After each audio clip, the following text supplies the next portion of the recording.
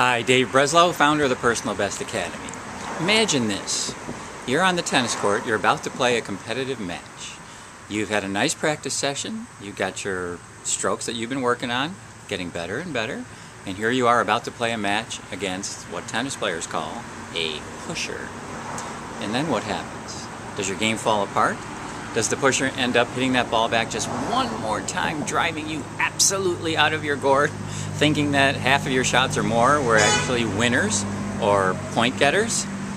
Okay, here's the deal. A pusher is a tennis player that tends to get every single ball back. Doesn't necessarily have a lot of weapons to their game, but what they are is incredibly consistent. So here's the deal. When I first started playing, I was horrible against a pusher. I had what you would call classic ground strokes, pretty long, pretty well grooved, nice finish, follow through, full ground strokes on both sides. And when I'd play a pusher, they would beat me into submission so fast and so often, I would just lose matches. It was unbelievable. But here's what I want to say to you. A pusher is really good at their game, aren't they? They know exactly what their game is. They have no false pretenses about who they are or what kind of game they have. And pushers are really good at playing within themselves, aren't they? They do it all the time. So here's what I want to say to you. If you have trouble against a pusher like I did, it took me a long time to discover what the reason was.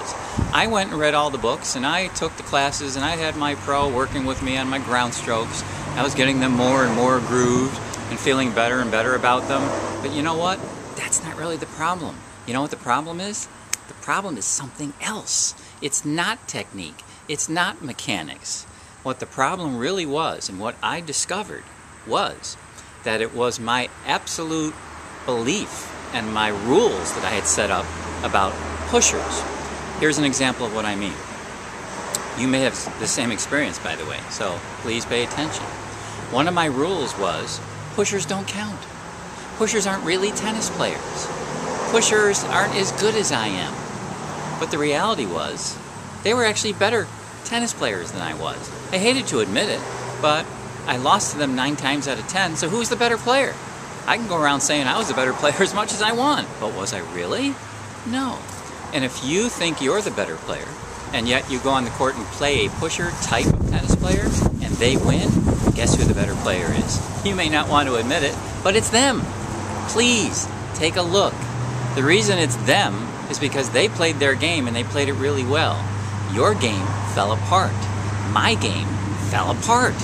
Who's the better player? They're the better player. So here's what I'm asking you to do. Take a look at your rules, because I'm willing to bet that you have a set of rules that is absolutely killing you when you step on the tennis court.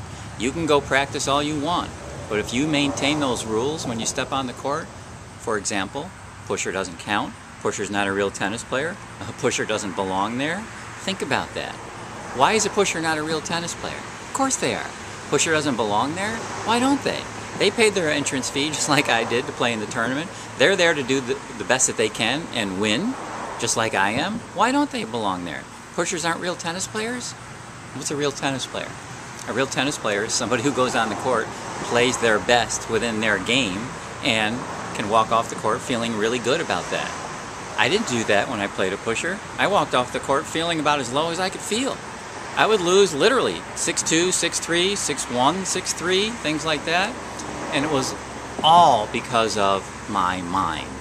Now, if you've looked at any of my previous videos, you know that I don't think the mental game is part of your game. I think it is your game, and I prove it to you as well.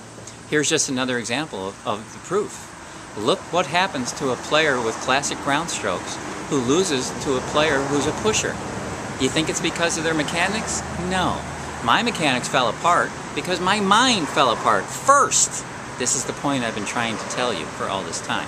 So once again, if you have trouble playing pushers, look in the mirror, be honest with yourself, write down what your actual rules are,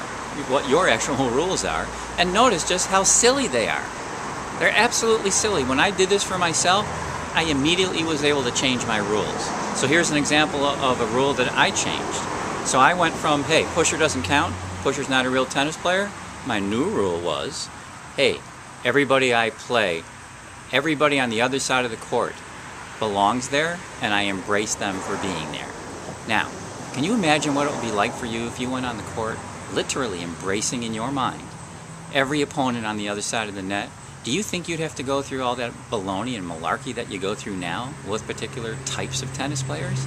The answer is no. Look at your rules. It's not about mechanics, it's about the rules. If you're having a problem, look at your rules. Change the rule and watch what happens to you out on the tennis court. And if you're interested in learning more about what I teach and an actual program I have called Match Tough, Practice Great, Play Even Better, specifically for you, the tennis player, not only teaches you how to take a better look at practice, because most tennis players, in my experience, don't know what practice is really for. I think they do. So you are actually learning how to practice better, and you're also learning how to take your game into the match play court so that you can be successful and raise the level of your game more consistently. Dave Breslow, thank you for listening. Founder of the Personal Best Academy.